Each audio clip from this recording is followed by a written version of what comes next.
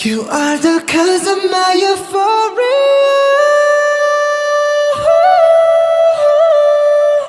Yeah, yeah, yeah, yeah, yeah, yeah. Perkenalkan, kami dari kelompok 2 Zoologi Vertebrata. Pada hari ini kami akan membahas materi tentang amfibi.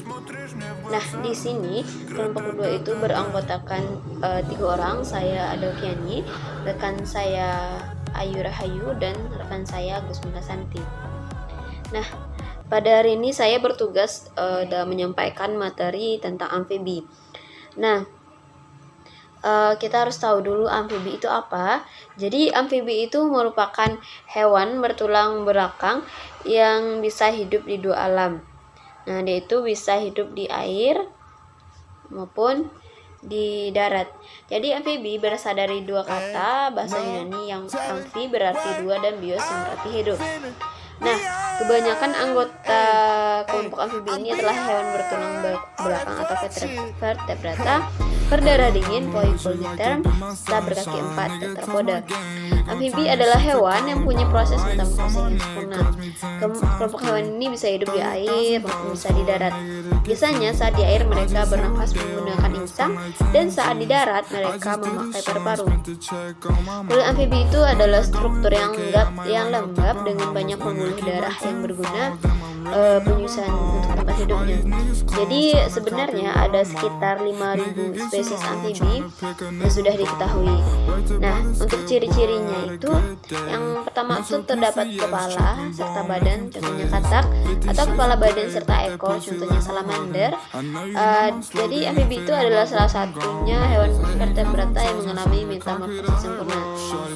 Maksudnya amfibi itu mempunyai bentuk dewasa yang sangat berbeda dibandingkan dengan bentuknya ketika dia lahir dan mereka mengalami fase larva. Amfibi pun mempunyai hati, pankreas, serta kelenjar adrenal. Amfibi merupakan hewan berdarah dingin, berarti pengaturan suhu tubuhnya dilakukan secara eksternal atau di luar tubuh. Mempunyai 4 kaki, yaitu 2 pasang, dan ada selaput antara kakinya itu, kecuali pada Orthocaecilia, yaitu tidak memiliki kaki. Kulitnya halus, tipis, berpori, berlendir, biasanya beracun, serta senantiasa berada dalam keadaan lembab. Untuk klasifikasinya, jenis-jenis amfibi itu ada pertama tuh Ordo Anura. Jadi Ordo Anura adalah anggota kelompok amfibi yang ciri khasnya adalah tidak mempunyai ekor. Salah satu Ordo Anura ialah secara kita sebut dengan kodo atau kata. Jadi ada sekitar 4.000 spesies yang sudah dikenali dalam ordo ini. Kemudian ada Ordo Anura itu terdiri dari beberapa ordo serta famili sebagai berikut. Subordo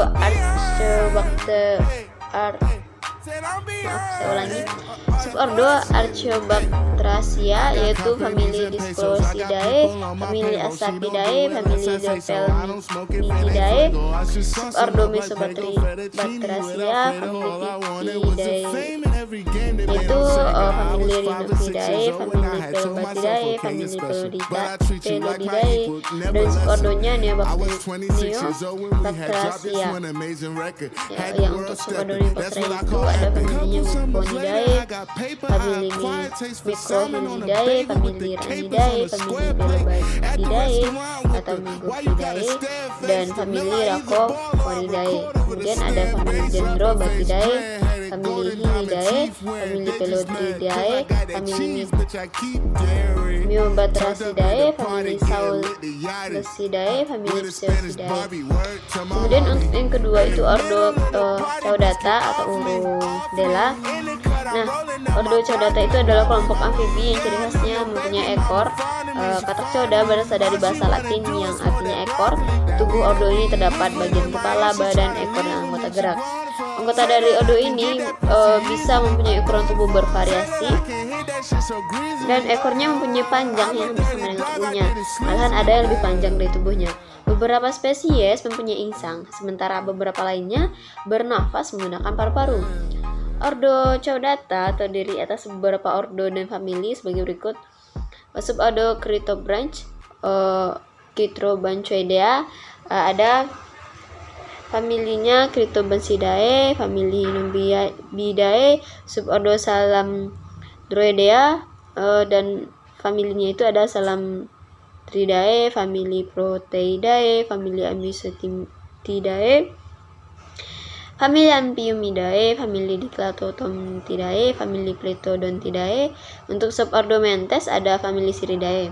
Dan untuk ordo Gymnophiona, ordo ini disebut juga dengan apoda, merupakan kelompok amfibi yang ciri khasnya tidak mempunyai kaki. Maksudnya tubuhnya tersusun atas kepala, badan, dan ekor.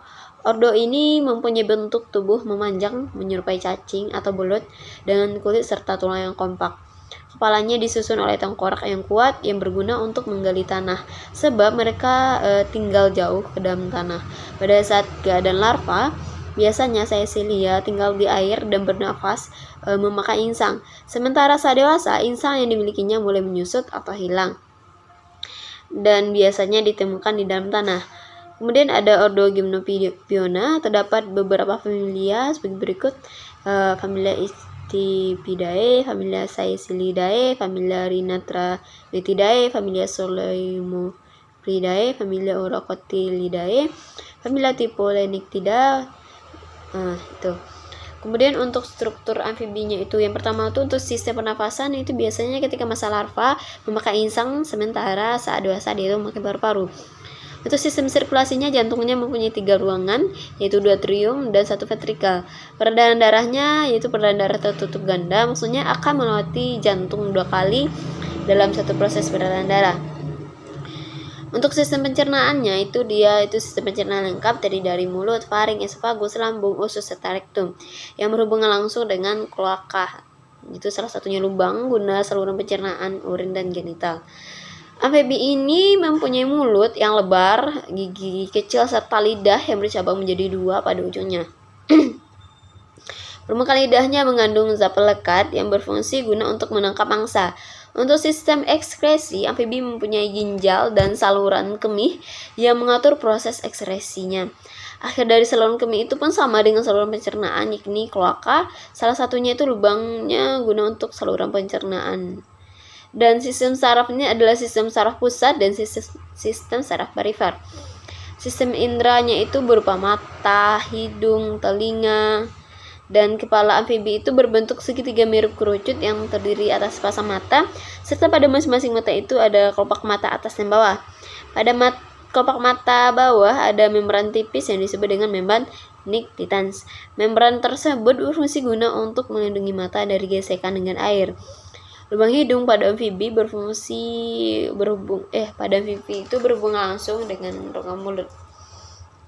Untuk telinganya terdiri atas telinga tengah serta telinga dalam. Mereka tidak mempunyai telinga luar. Pada telinganya pun ada saluran yang berhubungan dengan faring yang disebut dengan tuba eustachius. Saluran tersebut berfungsi guna menyesuaikan tekanan udara pada lingkungan luar tubuh dengan lingkungan dalam tubuh.